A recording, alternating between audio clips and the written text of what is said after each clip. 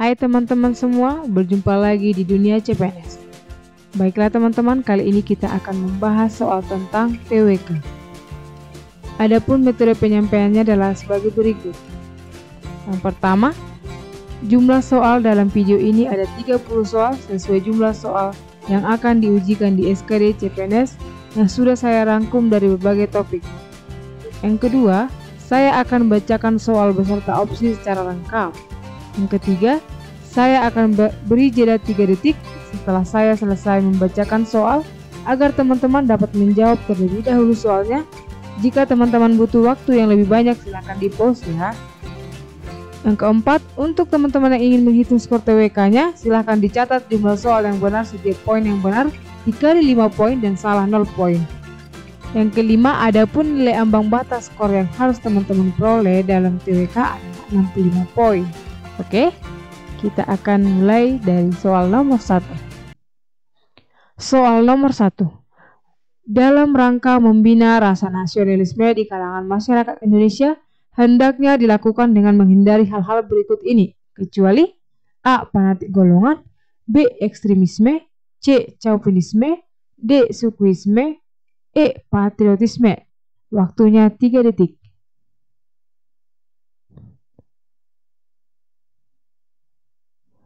Baiklah, jawaban yang paling benar adalah E. Patriotisme. Mengapa patriotisme? Mari kita simak penjelasannya. Dalam rangka membina rasa nasionalisme di kalangan masyarakat Indonesia, hendaknya dilakukan dengan menghindari hal-hal antara lain. Pertama, fanatik golongan, yaitu sikap eksklusif ekstrim terhadap golongan tertentu. Yang kedua, ekstremisme, yaitu sikap merasa dirinya paling benar, paling baik, sempurna, sehingga kecenderungan menjatuhkan orang lain. Yang ketiga, chauvinisme, yaitu suatu sikap atau paham yang menganggap negaranya yang paling baik sehingga menganggap rendah agama lain. Yang keempat, sukuisme, yaitu sikap yang menganggap sukunya yang paling benar. Sedangkan sifat patriotisme adalah cinta terhadap tanah air hendaknya tumbuhkan kembangkan sejak dini. Oke, kita lanjut ke soal nomor 2. Soal nomor 2. Dalam sistem pemerintahan negara Republik Indonesia, kekuasaan negara yang tertinggi berada di tangan A. DPR dan KPK, B. MPR, C. DPR, D. Presiden dan Wakil Presiden, E. Presiden. Waktunya 3 detik. Dimulai dari sekarang.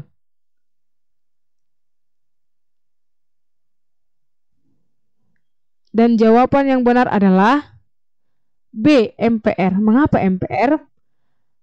Langsung saja kita lihat di pembahasan. Kedaulatan rakyat dalam Undang-Undang Dasar 1945 sebelum amandemen atau perubahan diatur pada pasal 1 ayat 2 yang menyatakan kedaulatan adalah di tangan rakyat dan dilakukan sepenuhnya oleh Majelis Permusyawaratan Rakyat atau MPR. Dengan demikian, sesungguhnya kedaulatan tertinggi berada di tangan MPR sebagai penjelmaan seluruh rakyat Indonesia. Oke, kita lanjut ke soal nomor 3. Soal nomor 3. Maksud dari pemerintahan oleh rakyat pada negara demokrasi adalah A. Pemerintahan yang berjalan mendapat pengakuan dari rakyatnya. B. Pemerintahan dalam menjalankan pemerintah berdasarkan atas nama rakyat. C. Pemerintahan yang dijalankan untuk kepentingan rakyat. D. Pemerintahan mendapatkan legitimasi rakyat untuk menjalankan roda pemerintahan. E. Pemerintahan harus mendengarkan aspirasi rakyat. 3 detik. Dimulai dari sekarang.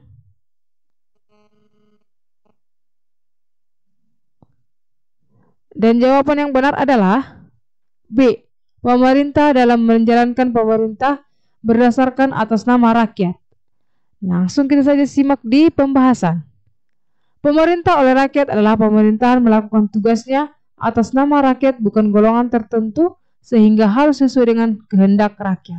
Oke, langsung kita ke soal nomor 4. Soal nomor 4. Sesuai dengan bunyi pasal 28 Undang-Undang Dasar 1945, setiap warga negara memiliki hak kebebasan berserikat, berkumpul, serta mengeluarkan pendapat.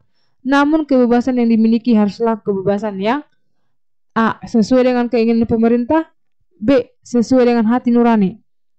C. Dapat dirujuk kepada hukum. D. Menghargai hak-hak orang lain.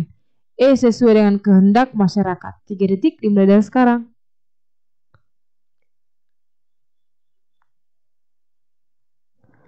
Oke, langsung saja kita lihat jawaban yang benarnya adalah D. Menghargai hak-hak orang lain. Mengapa jawabannya D? Mari kita simak di pembahasan. Nah, Pasal 28 Undang-Undang 1945, setiap warga negara memiliki hak kebebasan berserikat, berkumpul, serta mengeluarkan pendapat. Namun kebebasan yang dimiliki haruslah kebebasan yang menghargai hak-hak orang lain. Oke teman-teman, inilah pembahasan sehingga jawabannya adalah D. Oke, langsung kita ke soal nomor 5. Salah satu unsur negara demokratis adalah adanya peradilan yang bebas dan tidak memihak, yaitu A. Badan peradilan tidak dipengaruhi oleh campur tangan kekuasaan manapun. B. Warga negara mempunyai hak untuk mendapatkan perlindungan hukum. C. Warga negara dapat ikut berpartisipasi dalam kehidupan bernegara. D. Hukum mempunyai kedudukan yang paling tinggi sehingga semua warga negara tunduk kepada hukum. E. Warga negara berhak untuk menyuarakan pendapatnya. 3 detik dimulai dari sekarang.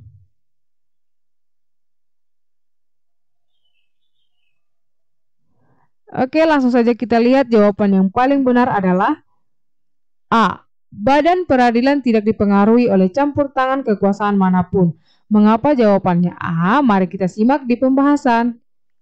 Badan peradilan tidak dapat dicampuri oleh pihak manapun saat menjalankan tugasnya. Hal ini juga karena Indonesia menganut sistem trias politika, yaitu pemisahan kekuasaan menjadi 3, yaitu eksekutif, legislatif, dan yudikatif. Ketiganya tidak dapat saling mencampuri. Oke teman-teman, inilah alasannya kenapa jawabannya A. Oke, kita ke soal nomor 6. Keanekaragaman yang ada di Indonesia harus tetap menjadi satu kesatuan. Hal ini sesuai dengan Pancasila pada sila A. Pertama, B. Kedua, C. Ketiga, D. Keempat, E. Kelima. Oke teman-teman, 3 detik dimulai dari sekarang.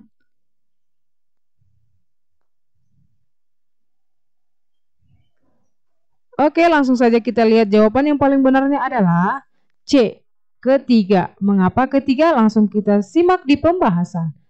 Sila ketiga Pancasila yaitu Persatuan Indonesia mengandung arti bahwa segala perbedaan yang ada di Indonesia tetap merupakan kesatuan, yaitu Negara Kesatuan Republik Indonesia. Inilah alasannya mengapa jawabannya C.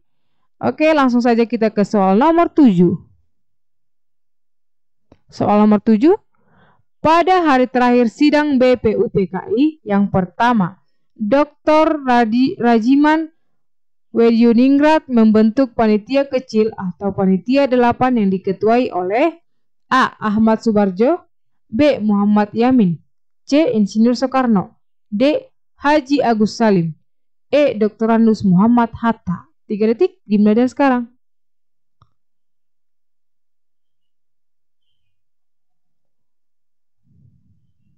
Oke, langsung saja kita lihat jawaban yang paling benar adalah C. Insinyur Soekarno. Mengapa Insinyur Soekarno? Kita lihat di pembahasan. Panitia 8 bertugas untuk memeriksa semua usulan lisan dan tertulis mengenai calon dasar negara untuk Indonesia merdeka. Panitia ini bekerja ketika BPUPKI sedang reses. Panitia 8 dikuasai oleh Insinyur Soekarno. Oke teman-teman, itulah mengapa jawabannya C. Langsung saja kita ke soal nomor 8. Dalam sidang BPUPKI, Insinyur Soekarno mengemukakan prinsip untuk dijadikan dasar negara Indonesia adalah A. Kebangsaan, kemanusiaan, ketuhanan, kerakyatan, kesejahteraan. B. Kebangsaan Indonesia, internasionalisme, atau perikemanusiaan, mufakat atau demokrasi, kesejahteraan sosial, ketuhanan. C. Ketuhanan yang Maha Esa, persatuan Indonesia, rasa kemanusiaan yang adil dan beradab, kerakyatan yang dipimpin oleh hikmat kebijaksanaan dalam permusyawaratan perwakilan, keadilan sosial bagi seluruh rakyat Indonesia. D. Persatuan, kekeluargaan, keseimbangan lahir dan batin, musyawarah, dan keadilan rakyat. E.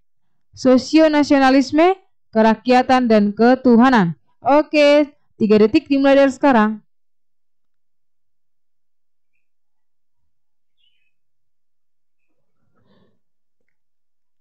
Oke teman-teman, langsung saja kita lihat jawabannya adalah B. Kebangsaan Indonesia, internasionalisme atau perkemanusiaan, mufakat atau demokrasi, kesejahteraan sosial, dan ketuhanan. Mengapa jawabannya B? Langsung kita lihat di pembahasan. Pada tanggal 1 Juni 1945, Insinyur Soekarno mengajukan usul calon dasar negara, yaitu yang pertama, nasionalisme atau kebangsaan Indonesia. Yang kedua, internasionalisme atau perikemanusiaan. Yang ketiga, mufakat atau demokrasi. Yang keempat, kesejahteraan sosial. 5, ketuhanan yang berkebudayaan. Baiklah teman-teman, inilah pembahasan sehingga jawabannya B ya. Langsung saja kita ke soal nomor 9. Soal nomor 9, Indonesia yang menganut ideologi Pancasila dalam hal hubungan warga negara dengan negara adalah A. Lebih utama negara, B. Lebih utama warga negara, C. Seimbang, D. Menggantikan, E. Salah satu ada yang diutamakan tergantung kondisi. 3 detik dimulai dari sekarang.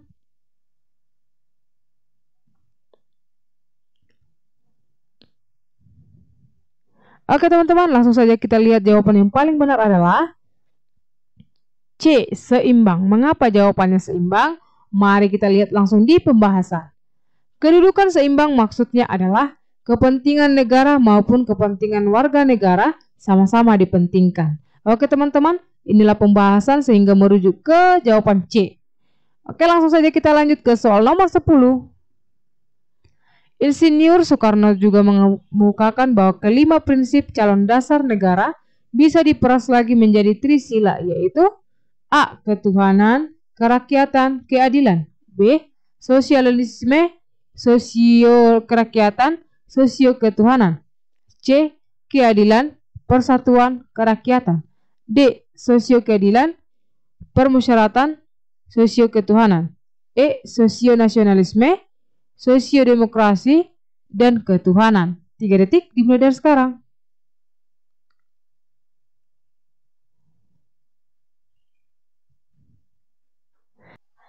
Oke, jawabannya adalah E. Sosionasionalisme, sosiodemokrasi, dan ketuhanan.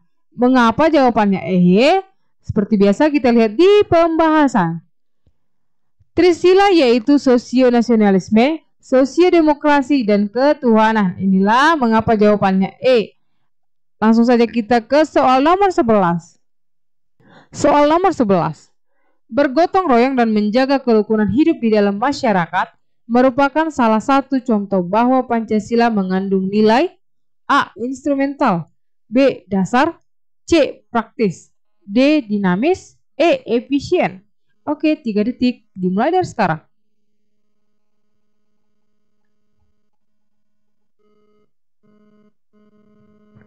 Oke, langsung saja kita lihat jawabannya adalah C. Praktis. Nah, mengapa jawabannya praktis? Kita lihat di pembahasan. Nilai praktis adalah nilai yang dilaksanakan dalam kehidupan sehari-hari, bahwa nilai dasar masih hidup di tengah masyarakat, berbangsa, dan bernegara. Oke teman-teman, inilah pembahasan sehingga jawabannya C. Langsung saja kita ke soal nomor 12. Yang bukan termasuk ciri-ciri ideologi tertutup adalah A. Merupakan cita-cita sekelompok orang untuk mengubah dan memperbaharui masyarakat, B. Atas nama ideologi dibenarkan adanya pengorbanan yang dibebankan kepada masyarakat, C.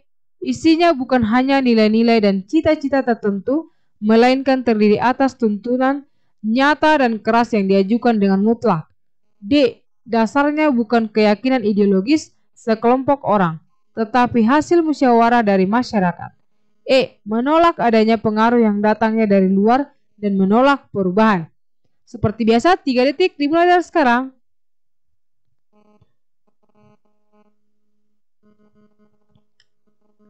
Oke teman-teman, dan jawabannya adalah D. Dasarnya bukan keyakinan ideologis sekelompok orang, tetapi hasil musyawarah dari masyarakat.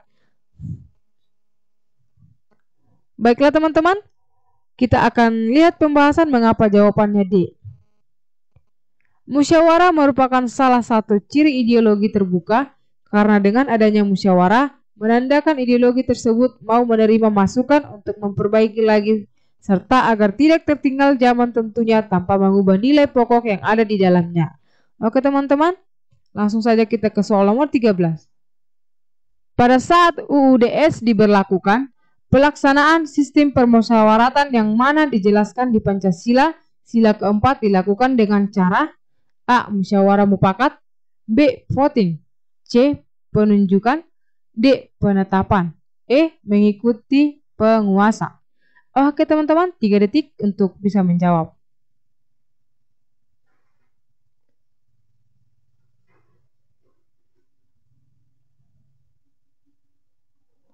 Oke, kita lihat sama-sama jawabannya adalah B. Voting. Mengapa voting? Kita lihat langsung di pembahasan. Saat UUDS diberlakukan, dasar negara yang digunakan tetap Pancasila. Namun, dalam pelaksanaan sila keempat dilakukan dengan voting, bukan musyawarah mufakat. Voting merupakan pengambilan suara terbanyak. Oke teman-teman, inilah sedikit pembahasan untuk soal nomor 13. Kita lanjut ke soal nomor 14.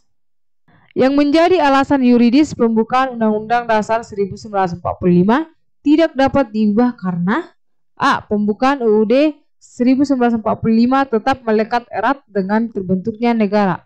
B. Pembukaan adalah pokok kaidah negara yang fundamental. C. Proklamasi merupakan kehendak Tuhan. D. Berhubungan dengan nasib warga negara.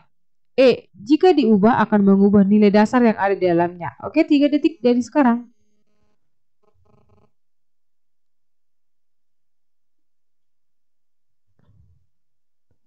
Oke teman-teman, langsung saja kita lihat jawabannya adalah A. Pembukaan Undang-Undang Dasar 1945 tetap melekat erat dengan terbentuknya negara. Mengapa jawabannya A? Langsung saja kita lihat di pembahasan. Pembukaan Undang-Undang Dasar 1945 mengandung makna yang dalam bagi terbentuknya negara Indonesia. Di dalamnya terdapat perjuangan negara Indonesia untuk mendapatkan kemerdekaan serta cita-cita bangsa Indonesia yang harus dicapai. Oke teman-teman, next kita lanjut ke soal nomor 15. Yang mempunyai kewenangan untuk memberikan gelar, tanda jasa, dan tanda kehormatan lainnya adalah A. Presiden, B. MPR, C. DPR, D. Mahkamah Agung, E. Komisi Yudisial. Oke teman-teman, 3 detik dimulai dari sekarang.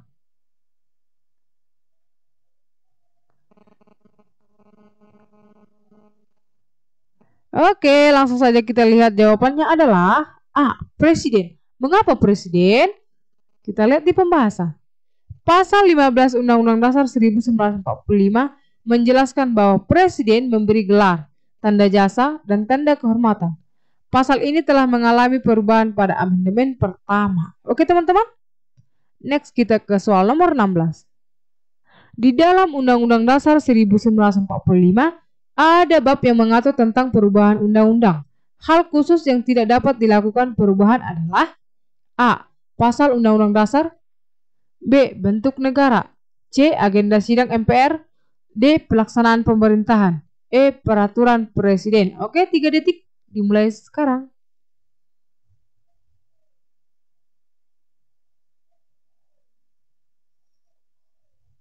Oke, langsung saja kita lihat jawabannya adalah B. Bentuk negara. Mengapa jawabannya bentuk negara? Kita lihat di pembahasan. Pasal 37 ayat 5 menjelaskan bahwa ada kekhususan yang tidak dapat dilakukan perubahan, yaitu bentuk negara Indonesia. Soal nomor 16. Di dalam Undang-Undang Dasar 1945 ada bab yang mengatur tentang perubahan undang-undang. Hal khusus yang tidak dapat dilakukan perubahan adalah A. Pasal Undang-Undang Dasar, B. Bentuk negara, C. Agenda sidang MPR, D. Pelaksanaan pemerintahan, E. Peraturan presiden. Oke teman-teman, 3 detik dimulai dari sekarang.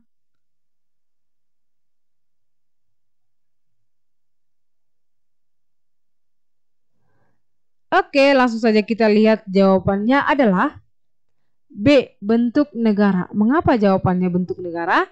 Kita simak di pembahasan. Pasal 37 ayat 5 menjelaskan bahwa ada kekhususan yang tidak dapat dilakukan perubahan, yaitu bentuk negara Indonesia. Oke teman-teman, inilah mengapa jawabannya B. Langsung saja kita ke soal nomor 17. Cara pandang dan sikap bangsa Indonesia mengenai diri dan bentuk geografi berdasarkan Pancasila dan Undang-Undang Dasar 1945 disebut A. Ideologi bangsa, B. Dasar negara, C. Nilai dan instrumen bangsa, D. Wawasan Nusantara, E. Falsafah bangsa. Oke teman-teman, 3 detik dimulai dari sekarang.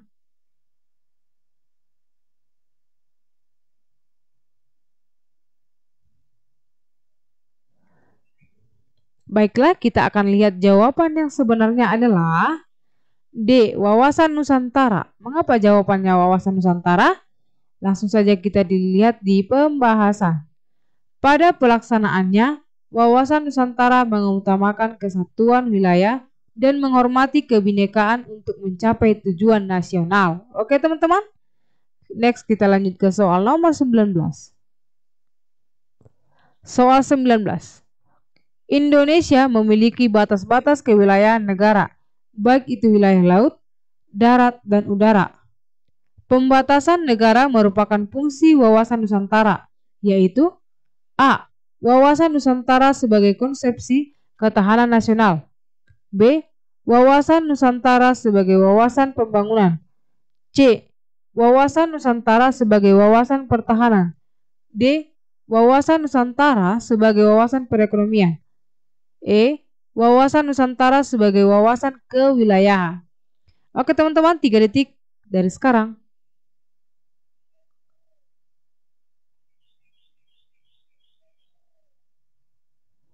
Oke, kita lihat jawabannya adalah E. Wawasan Nusantara sebagai wawasan kewilayahan. Mengapa jawabannya E? Mari kita lihat di pembahasan. Wawasan Nusantara sebagai wawasan kewilayahan berfungsi dalam pembatasan negara agar tidak terjadi sengketa dengan negara tetangga. Oke teman-teman? Langsung saja kita ke soal nomor 20. Soal nomor 20. Dibuatnya peraturan daerah oleh pemerintah daerah dan DPRD merupakan implementasi wawasan Nusantara pada bidang A. Ekonomi, B. Sosial, C. Budaya, D. Pertahanan, E. Politik. Oke teman-teman, 3 detik dimulai dari sekarang.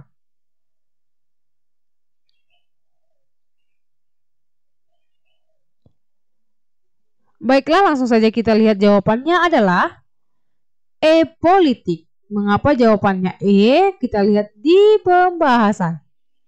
Pelaksanaan kehidupan bermasyarakat dan bernegara di Indonesia harus sesuai dengan hukum yang berlaku. Dengan adanya otonomi daerah, banyak peraturan daerah yang diterbitkan di masing-masing daerah yang tentunya tidak boleh bertentangan dengan hukum yang berlaku secara nasional. Next kita lanjut ke soal nomor 21. Pengeluaran negara yang menggunakan anggaran belanja negara untuk membiayai sekolah gratis merupakan salah satu contoh penerapan kebijakan A. Regulatif, B. Redistributif, C. Distributif, D. Konstituen, E. Regional. Oke teman-teman, 3 detik dimulai dari sekarang.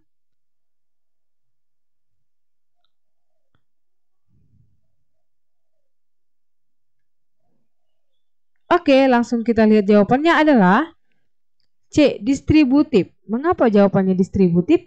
Kita simak di pembahasan. Kebijakan distributif adalah kebijakan yang bersifat membagikan sesuatu kepada masyarakat. Dalam hal ini adalah biaya sekolah gratis. Oke, next kita lanjut ke soal nomor 22. Indonesia adalah negara yang di dalamnya terdapat 5 agama yang dianut oleh warga negaranya.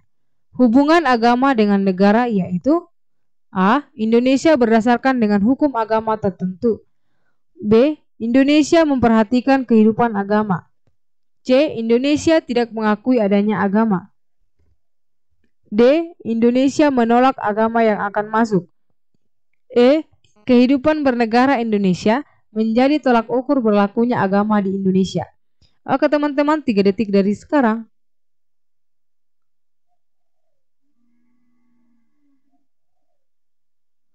Oke, kita lihat jawabannya adalah B. Indonesia memperhatikan kehidupan agama. Mengapa jawabannya B? Langsung saja kita lihat di pembahasan. Setiap warga negara dijamin kebebasannya untuk memilih salah satu agama yang ada dan diakui oleh pemerintah. Pemilihan agama yang hendak dianutnya merupakan hak setiap orang dan negara, dilarang melakukan pemaksaan. Hal ini diatur pada pasal 29 Undang-Undang Dasar 1945. Oke teman-teman, kita lanjut ke soal nomor 23.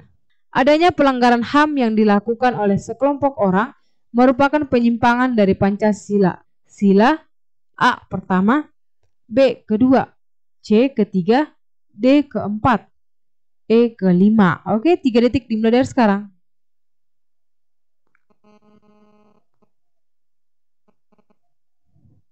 Langsung saja kita lihat jawabannya adalah B. Sila kedua.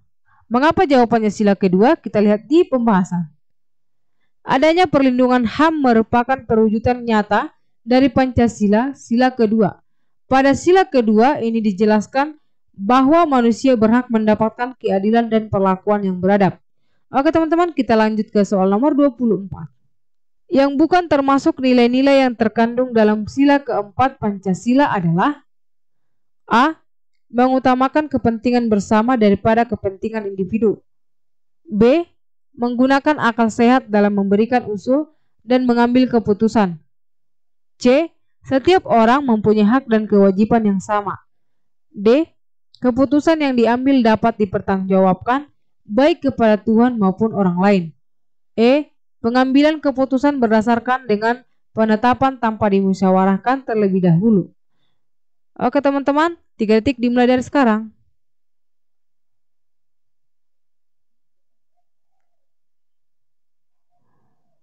Oke, kita lihat jawabannya adalah E. Pengambilan keputusan berdasarkan dengan penetapan tanpa dimusyawarahkan terlebih dahulu. Mengapa jawabannya E? Kita simak di pembahasan. Sila keempat mengajarkan kita untuk selalu bermusyawarah terlebih dahulu sebelum mengambil keputusan. Dalam bermusyawarah juga harus mengutamakan kepentingan bersama. Next, kita lanjut ke soal nomor 25. Pemberontakan di Madiun pada tanggal 18 September 1948, Pancasila akan diganti dengan ideologi A. Liberalis, B. Komunis, C. Demokrasi, D. Fasis, E. Sosialis. Oke teman-teman, 3 detik dimulai dari sekarang.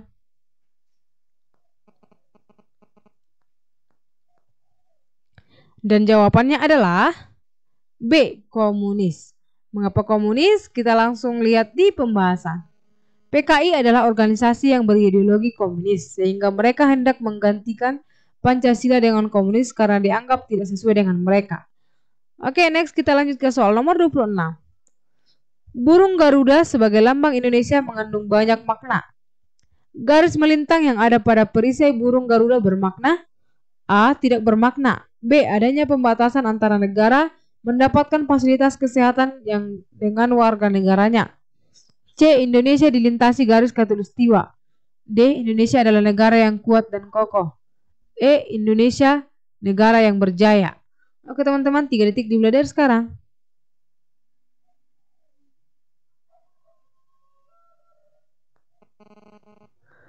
Oke, langsung saja kita lihat di jawabannya adalah C. Indonesia dilintasi garis khatulistiwa. Mengapa jawabannya C? Kita simak di pembahasan. Garis melintang pada perisai bermakna bahwa Indonesia dilintasi garis khatulistiwa. Oke, langsung saja kita lanjut ke soal nomor 27. Pelaksanaan Pancasila mengalami banyak penyimpangan pada masa Orde Lama. Salah satu penyimpangan yaitu A. Oposisi ditiadakan. B. Presiden seumur hidup. C. Merebaknya kasus korupsi. D. Terjadi pelanggaran HAM yang dilakukan oleh aparat. E. Terjadinya banyak rekayasa di segala bidang sehingga menguntungkan penguasa. Oke teman-teman, 3 detik dimulai dari sekarang.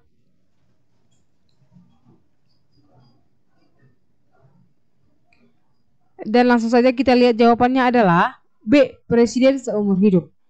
Oke, mengapa jawabannya presiden seumur hidup? Mari kita lihat di pembahasan. Presiden Soekarno menyampaikan bahwa kekuasaan presiden seumur hidup. Oke, next kita lanjut ke soal nomor 28. Bukan hanya pada masa Orde Lama, Pancasila mengalami penyimpangan, tetapi juga pada masa Orde Baru.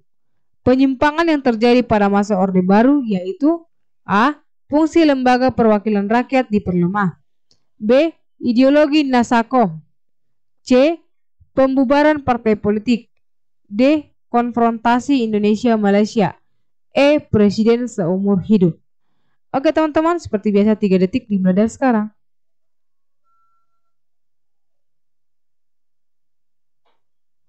Oke, jawabannya adalah A. Fungsi lembaga perwakilan rakyat diperlemah. Langsung saja kita simak di penjelasan. Pada masa Orde Baru, banyak penyimpangan yang terjadi. Beberapa di antaranya adalah fungsi lembaga perwakilan rakyat diperlemah dan lembaga peradilan digunakan untuk alat pembenaran penguasaan. Oke, kita lanjut ke soal nomor 29. Perekonomian yang diberlakukan di Indonesia disusun berdasarkan atas asas A. Kegotong royongan, B. Kekeluargaan, C. Kerjasama, D. Kemakmuran bersama, E. Kerakyatan. 3 detik dimulai dari sekarang.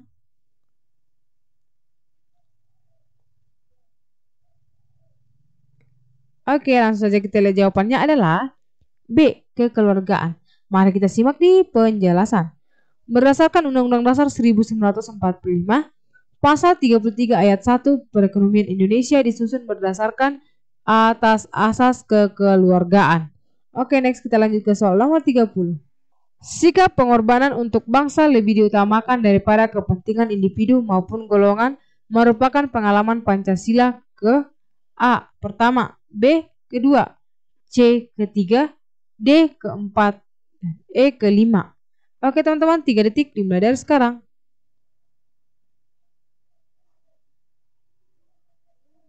Oke, langsung saja kita lihat jawabannya adalah C. Ketiga. Mengapa ketiga? Langsung saja kita lihat di pembahasan. Dengan adanya persatuan, maka pengorbanan yang dilakukan untuk bangsa tidak akan terasa berat. Demikianlah soal TWK kali ini. Semoga teman-teman yang mencoba PNS diloloskan. Amin. Jangan lupa ya teman-teman, subscribe dan like-nya. Oke teman-teman, semoga lolos.